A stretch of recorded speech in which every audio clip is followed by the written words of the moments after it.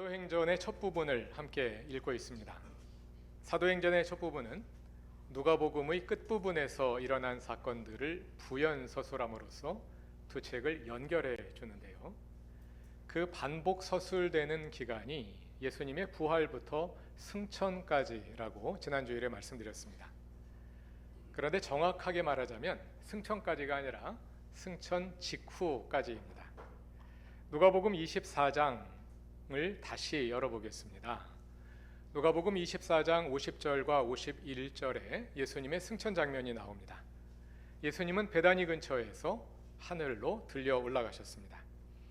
그리고 이어지는 52절과 53절은 제자들이 그 후 예루살렘으로 돌아가 하나님을 찬양하면서 날마다 성전에서 지냈다고 말합니다.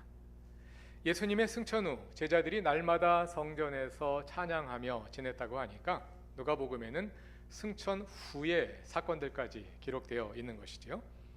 좀 더 구체적으로 말하자면 승천 후 오순절 성령 강림까지의 기간입니다. 오늘 함께 읽으신 사도행전 1장 12절 이하의 내용이 바로 그 기간에 일어난 일들을 보여줍니다. 12절을 다 같이 읽어봅시다.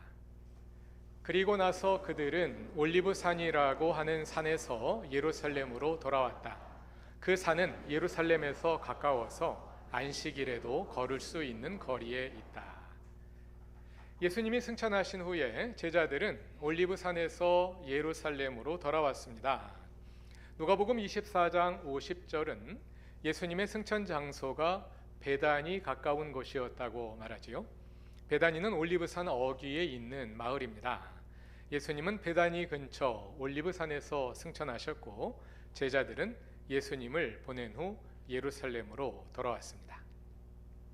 12절 후반부는 그 산이 예루살렘에서 가까워서 안식일에도 걸을 수 있는 거리에 있다고 말합니다. 이 말은 예수님이 안식일에 승천하셨다는 뜻은 아니고요. 예수님의 승천 장소가 예루살렘에서 매우 가까운 곳이었음을 말하려고 하는 것입니다. 유대인들이 안식일에 걸을 수 있는 거리는 2,000걸음으로서 대략 1km 정도입니다. 그러니까 지리적인 범위를 좀 더 넓게 잡아보자면 본문은 예수님이 예루살렘에서 승천하셨다 이렇게 말하고 있는 것입니다.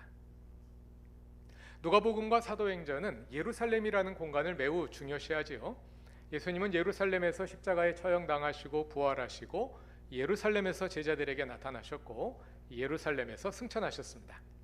그리고 얼마 후 그 예루살렘에 성령이 오시면 제자들이 능력을 받아 예루살렘으로부터 땅끝까지 주 예수의 증인이 될 것입니다. 이어지는 본문 13절을 보면 제자들은 성 안으로 들어와서 자기들이 묵고 있는 다락방으로 올라갔습니다. 부활하신 예수님은 제자들에게 성령이 오시기까지 예루살렘에 머물라고 말씀하셨고요. 제자들은 그 말씀을 따라 예루살렘의 한 다락방에 숙소를 정하고 거기에 묵고 있었던 것 같습니다. 그 다락방이 정확히 누구의 집인지는 본문에 언급되어 있지 않습니다. 뒤로 가서 사도행전 12장 12절을 보면 베드로가 헤롯 아그리파 1세에게 잡혀간 후 그리스도인들이 마가 요한의 어머니 마리아의 집에 모여서 기도하고 있었다고 하는 장면이 나오는데요. 아마도 이 다락방이 그곳과 같은 장소가 아니겠느냐고 생각하시는 분들이 많은 것 같습니다. 그래서 오늘 본문의 다락방을 가리켜 마가의 다락방이라고 부르는 관습이 만들어져 있습니다. 또 이 다락방이 최후의 만찬 장소였을 것이라고 보는 분들도 있습니다. 둘 다 추측이고 정확한 근거는 없습니다만 그럴 수 있는 가능성도 많다고 봅니다. 그렇든 아니든 그로 인해 본문의 의미가 달라질 만한 문제는 아니므로 그냥 두 가지 가능성을 다 열어놓고 지나가도 괜찮을 것 같습니다. 13절을 계속 읽어보면 예수님의 제자들의 이름이 나옵니다. 몇 명일까요? 그렇죠? 베드로, 요한, 야고보, 안드레, 빌립, 도마, 바돌로메, 마테, 야고보, 시몬, 유다 이렇게 11명입니다. 본래 12명인데 가룟 유다가 빠졌습니다. 그들 외에도 여성 제자들이 있었고 예수님의 가족들이 있었고 모두 합하여 약 120명 정도 되는 성도가 있었습니다. 그들이 함께 오순절 성령 강림을 기다렸는데요. 기다리면서 그들은 두 가지 일을 했습니다. 하나는 기도한 것이고 다른 하나는 가룟 유다를 대신할 사도를 뽑은 것입니다. 그리고 2장으로 이어집니다.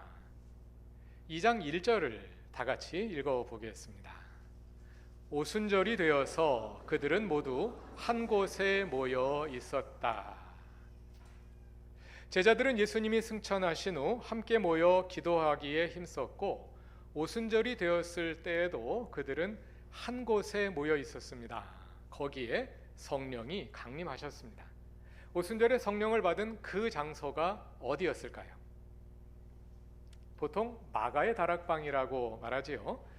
다시 1장 13절로 돌아가 보면 제자들은 다락방에 모여 기도에 힘썼습니다.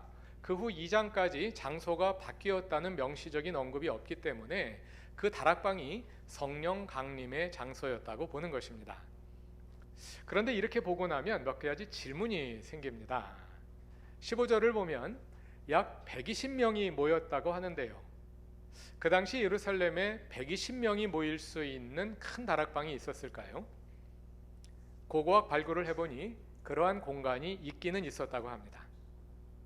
그러나 2장에 이어지는 내용을 보면 제자들이 성령을 받았을 때 예루살렘에 모여 있었던 세계 각처에서 순례온 많은 유대인들이 함께 그 사건을 목격했습니다.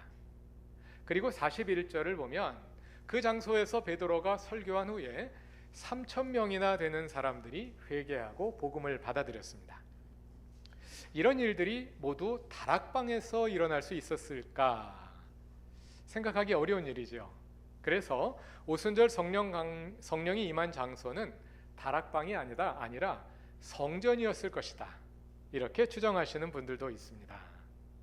다 같이 사도행전 2장 46절을 찾아서 다 같이 읽어보겠습니다. 그리고 날마다 한 마음으로 성전에 열심히 모이고 집집이 돌아가면서 빵을 떼며 순전한 마음으로 기쁘게 음식을 먹고. 사도행전의 그리스도인들의 모임 장소는 크게 두 가지였는데요. 먼저 하나는 성전입니다. 성전의 구조를 보면 중심에 성소와 지성소 건물이 있고 그 밖으로 제사장의 뜰과 이스라엘 뜰과 여인의 뜰이 있습니다. 그리고 그 밖에는 매우 넓은 이방인의 뜰이 있습니다. 이 이방인의 뜰이 그리스도인들의 모임 장소가 되었을 것으로 생각됩니다. 그리스도인들의 또 다른 모임 장소는 각 가정이었습니다. 그리스도인들은 각 가정을 돌아가면서 예배와 성찬과 친교 모임을 가졌습니다. 아마도 성전은 대규모 집회의 장소가 되었을 것이고 가정은 소규모 모임의 장소가 되었을 것입니다. 이런 두 가지 가능성을 고려할 때 오순절 성령 강림과 같이 많은 사람들이 함께 참여한 사건이라면 아마도 성전이 더 유력한 후보 장소가 될 것입니다. 사도행전 2장 5절을 보면 오순절을 지키기 위해 세계 각국에서 예루살렘으로 순례와 있던 유대인들이 모여와서 성령 강림 사건을 접하게 되는데요. 그 장면을 설명하기에도 개인의 다락방보다는 성전이라는 공간이 더 잘 어울릴 것입니다. 그것을 뒷받침해 주는 것이 누가복음 24장입니다. 누가복음 24장 52절과 53절을 다시 읽어보겠습니다. 그들은 예수께 경배하고 크게 기뻐하면서 예루살렘으로 돌아가서 하나님을 찬양하면서 날마다 성전에서 지냈다. 날마다 성전에서 지냈다. 이 구절은 예수 승천 후 오순절 성령이 오시기까지의 기간을 서술하는데요. 오늘 함께 읽으신 사도행전 1장 12절부터 26절이 바로 그 기간에 일어난 일들입니다. 누가복음 24장은 제자들이 그 기간에 날마다 성전에서 지내며 하나님을 찬양했다고 말합니다. 사도행전 1장 13절은 제자들이 다락방으로 돌아갔고 그 다락방이 그들의 숙소였다고 말하는데요. 밤에는 다락방에서 자고 낮에는 성전에 모여 기도하고 찬양한 것이 아닐까 이렇게 짐작해 볼 수 있겠습니다. 그들은 함께 모여서 예수께서 분부하신 대로 약속하신 성령의 오심을 기다렸습니다. 오늘 본문은 그 기다림의 기간에 그들이 했던 두 가지 일을 보여줍니다. 하나는 기도입니다. 그리고 다른 하나는 12사도를 보강한 것입니다. 먼저 12번째 사도를 뽑은 이야기를 살펴봅시다. 본문 15절 이하에 그 과정이 자세히 서술되는데요. 사도 베드로가 이 일을 주관합니다. 그는 먼저 가룟 유다가 어리석은 판단으로 사도의 직무를 벌인 안타까운 일을 회상하며 예수님의 공생의 전 기간에 그분과 함께 다녔던 사람 가운데 하나를 뽑아 그 자리를 대신할 것을 제안합니다. 그들은 그런 사람들 가운데서 바사바라고도 하고 유수도라고도 하는 요셉과 마띠아 두 사람을 선발한 후에 함께 기도하고 제비를 뽑습니다. 그 결과 마띠아가 사도로 선택됩니다. 그들은 왜 12번째 사도를 뽑았을까요?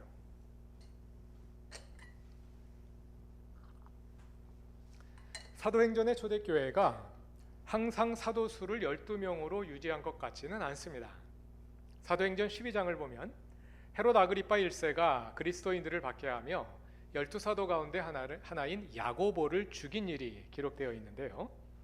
그 후에 야고보를 대신할 사도를 뽑았다는 말은 없습니다. 왜 가룟 유다가 죽은 다음에는 사도를 새로 뽑고 야고보가 죽은 다음에는 새로 뽑지 않았을까요? 가룟 유다의 후임 사도를 뽑은 이유는 단지 그가 죽어서가 아니라 예수를 배반했기 때문일 것입니다. 가룟 유다의 배반으로 사도는 11명이 되었고 영원히 11명으로 남을 수도 있는 상황이 되었기 때문입니다. 그러나 사도 야고보가 죽음으로 빈 자리는 여전히 야고보의 자리로 남아있겠지요. 그러므로 다시 뽑을 필요가 없었을 것입니다. 이처럼 12사도의 중요성은 실제적인 리더십보다는 그 역사적 상징성에 있었다고 할 수 있겠는데요. 성경에서 12은 이스라엘을 대표하는 숫자입니다. 다 같이 누가복음 22장 29절과 30절을 읽어보겠습니다. 내 아버지께서 내게 왕권을 주신 것과 같이 나도 너희에게 왕권을 준다. 그리하여 너희가 내 나라에 들어와 내 밥상에서 먹고 마시게 하고 옥좌에 앉아서 이스라엘의 12지파를 심판하게 하겠다. 여기서 심판한다는 말은 다스린다는 말과 같은 뜻으로 읽어도 괜찮습니다. 12사도가 이스라엘의 12지파를 심판한답니다. 12사도는 이스라엘의 대표로서의 상징성을 가집니다. 그런 점에서 상징적인 숫자인 12를 채우고자 한 것입니다. 이것은 아마도 바로 이어질 오순절 사건과 연결이 될 것입니다. 앞으로 사도행전 2장을 읽으며 확인하겠습니다만 오순절 성령 강림 사건에 등장하는 모든 주요 등장인물은 다 유대인들입니다. 다시 말해서 이것은 유대인들에게 성령이 임한 사건이었습니다. 사도행전 2장 14절을 보면 제자들이 성령을 받은 후에 베드로가 11사도와 함께 일어나서 이 사건의 의미를 설명하는 상징적인 장면을 볼 수 있습니다. 오순절을 맞이하여 전 세계에서 예루살렘으로 순례를 온 유대인들이 한 곳에 모여 있는 가운데 진정한 이스라엘의 대표로서 12제자가 함께 일어나 그 사건의 의미를 설명하는 것이죠. 사도행전 1장에서 12사도를 보강한 것은 바로 이 장면을 위한 준비였다고 할 수 있겠습니다. 그와 함께 성령 강림을 기다리는 제자들의 행동을 대표한 것은 기도였습니다. 사도행전 1장 14절을 다 같이 읽어봅시다. 이들은 모두 여자들과 예수의 어머니 마리아와 예수의 동생들과 함께 한 마음으로 기도에 힘썼다. 제자들은 예수님이 약속하신 성령의 오심을 기다리며 한 마음으로 기도에 힘썼습니다. 제자들의 기도는 우리의 기도와 많이 달랐습니다.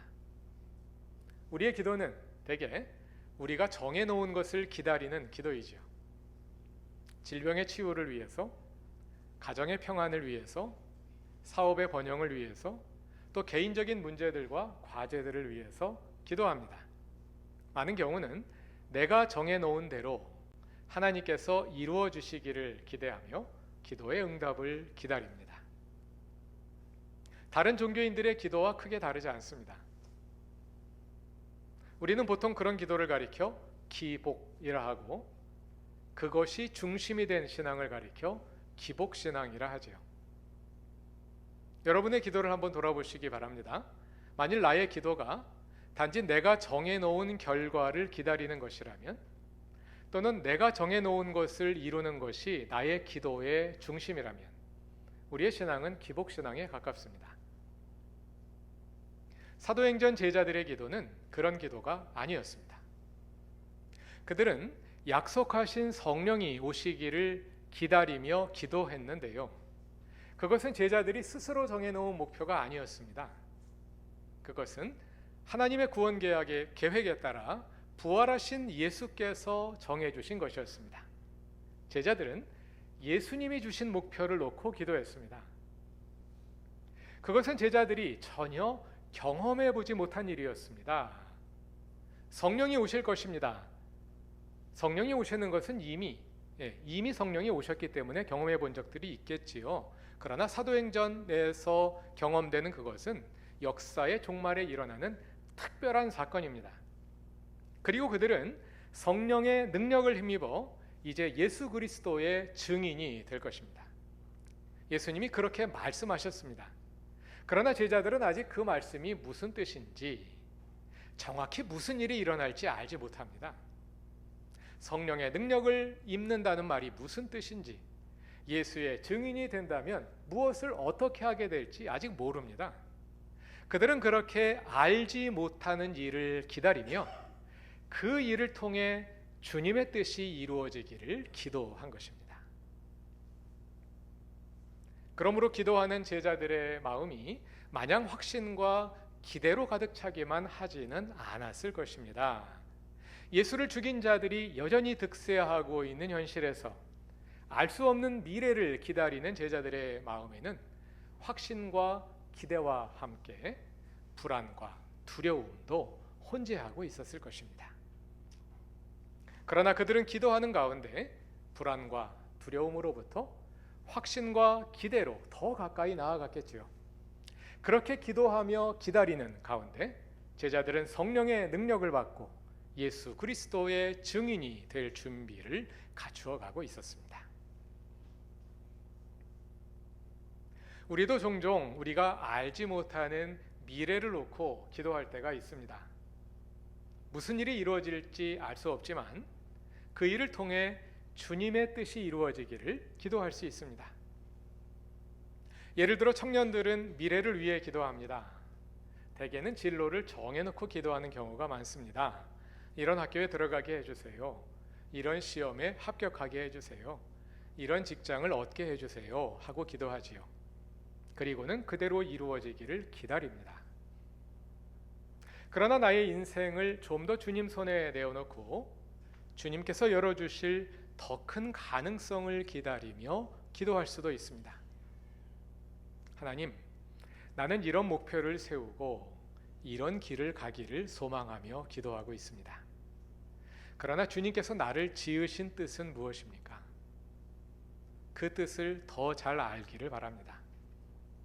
내가 어떤 길을 가든 내 인생을 통해 그 뜻이 온전히 이루어지게 해주시고 주님의 뜻에 따라 혹시 내가 알지 못하는 길일지라도 가장 좋은 길로 나를 인도해 주세요 하고 기도할 수 있을 것입니다. 사회와 교회에서 중추적 역할을 하고 있는 5, 60대의 교우들은 이제 은퇴를 맞이하여 인생 제2회차를 살아갈 나를 기다리며 준비하고 있습니다. 이미 그 길에 들어서 있는 교우들도 있습니다. 인류가 이렇게 오래 살아본 적이 없습니다. 그리고 이 나이에 이렇게 건강했던 적이 없습니다. 그래서 우리가 맞이하는 인생 2회차 노년의 삶은 인류가 그동안 경험해보지 못한, 그래서 따라할 만한 선례가 많지 않은 미지의 세계이고 우리 스스로가 개척해 가야 할 세계입니다. 이러한 미래를 두고 드리는 여러분의 기도는 무엇입니까? 여러분의 미래는 여러분이 평생 쌓아온 나의 경험으로 계획하고 준비하는 그 테두리 안에 있습니까? 아니면 하나님께서 여러분을 위해 새로이 열어주실 미지의 새로운 가능성을 향해 열려 있습니까? 지금까지는 가장으로서, 주부로서 가족을 먹여 살리고 업무의 성취를 내고 이름을 내기 위해 내가 계획하고 이루며 살아왔다면 이제부터는 나의 인생을 좀 더 하나님 뜻에 내어드리고 그분이 계획하신 내가 미처 생각지 못했던 일들이 내 인생에 이루어질 것을 기대하며 그 나라의 일꾼으로 살고 싶지는 않으십니까? 청년과 은퇴 직전의 장년들뿐만이 아니겠지요. 인생은 아직 살아보지 않은 미래를 향해 나아가는 발걸음입니다. 그래서 우리의 인생은 미지의 사건들의 연속입니다. 그리고 그 사건들은 하나님의 뜻이 우리 삶에 이루어질 기회입니다. 그것이 우리에게 기회가 될 수도 있고 그저 지나가 버리는 무의미한 사건에 불과할 수도 있습니다. 우리가 무엇을 기다리며 기도하느냐에 따라 달라질 것입니다. 아직 살아보지 않은 인생이기 때문에 무슨 일이 일어날지 알 수 없습니다. 그래서 믿지 않는 사람들에게는 그것이 불안의 요인이 됩니다. 그러나 하나님을 믿는 사람에게는 그것이 희망의 요인이 되고 인생을 익사이팅하게 만드는 요인이 될 수 있습니다. 무슨 일이 일어날지 알 수 없지만 하나님이 나를 지으시고 나를 향한 선한 뜻을 가지고 계시기에 나를 가장 좋은 길로 이끄실 것이라는 신뢰, 그리고 내 인생에 일어날 그 일을 기다리는 잔잔한 기대와 흥분, 이것이 그리스도인의 미래지향적인 신앙입니다. 함께 기도하는 가운데 미래의 가능성을 오늘의 현실성으로 변화시켜 갑시다. 개인뿐이 아니겠지요. 우리 교회의 미래는 어떻게 될까요? 하나님은 그루터기 교회가 어떤 공동체가 되기를 원하시며 앞으로 우리 교회를 어떻게 사용하실까요? 이 시대 한국교회와 공교회를 향한 하나님의 계획에서 그루터기 교회가 차지하는 자리는 어디일까요? 우리는 하나님의 그 뜻에 일치하여 주님이 계획하시는 일들을 이루어가는 교회가 될까요? 아니면 과거의 영광에 머무르며 지나온 길을 답습하는 교회가 될까요? 우리가 무엇을 기다리며 어떻게 기도하느냐에 따라 달라질 것입니다. 그저 내가 정해놓은 것을 위해 간구함에 그치느냐, 아니면 아버지께서 약속하신 성령의 오심을 바라보고 기다리느냐의 차이일 것입니다. 우리의 기다림이 달라질 수 있기를 바랍니다. 우리 공동체를 주님의 선하신 계획에 열어놓고 그 뜻에 따라 쓰임받기를 소망할 수 있기를 바랍니다. 나와 내 가정과 교회를 위해 내가 바라는 것이 있습니다. 그러나 하나님이 뜻하시는 일들도 있습니다. 내 눈에는 내가 바라는 것이 이루어질 때 내가 행복해질 것으로 보입니다. 그러나 그것은 우리가 일부만을 보기 때문입니다. 주님은 우리보다 더 많은 것을 보고 계시고 우리가 알지 못하는 미래를 향한 계획을 가지고 계십니다.